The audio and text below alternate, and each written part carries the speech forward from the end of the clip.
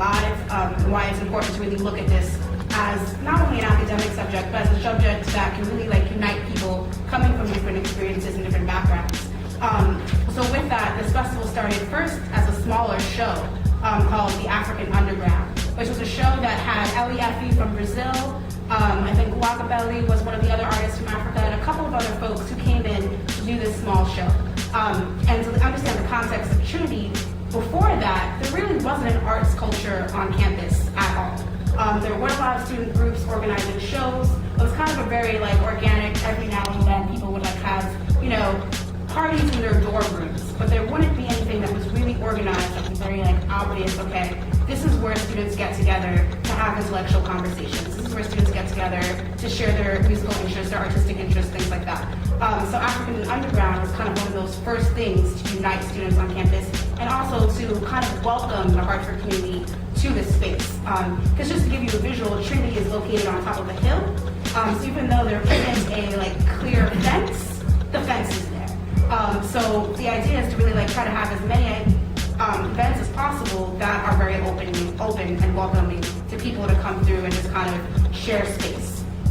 So that was one of the first events, and that was a pretty decent success. About 30 people, 40 people came, and those two students from that event were like, we need to make this larger. You know, there are a lot of diaspora communities in Hartford who need to have a voice, and that was something that was super important. And the reason why international hip hop was kind of the platform for all of those things was that they're trying to figure out how to connect students who are on campus to the different diaspora communities that exist in Hartford. So you have a predominantly Puerto Rican community, you have a lot of folks coming from the West Indies, you have a lot of folks coming from West Africa, a variety of different places.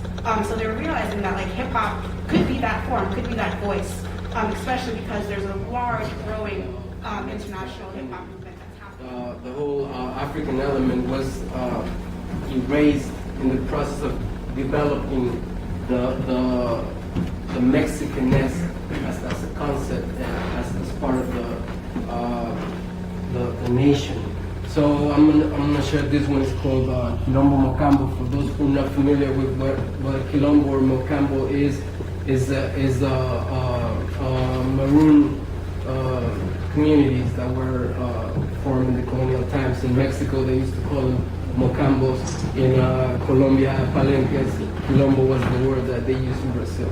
So it was something like this. Fue la promesa libertaria, los galardones de la excusa necesaria, fue la emancipación imaginaria, la sombra del Borbón inalcanzable. Tengo derecho a cuestionar lo incuestionable porque a mí no se me eriza la piel con otras clásicas.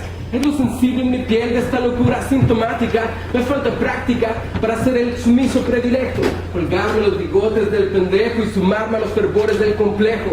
Muy poco efecto me surtió la catequesis, el porfiriato, los científicos, la raza cósmica y su tesis. Y el crucifijo es el meollo, y el cura criollo. Sigo cortando caña y dando nombres esclavistas sin decoro.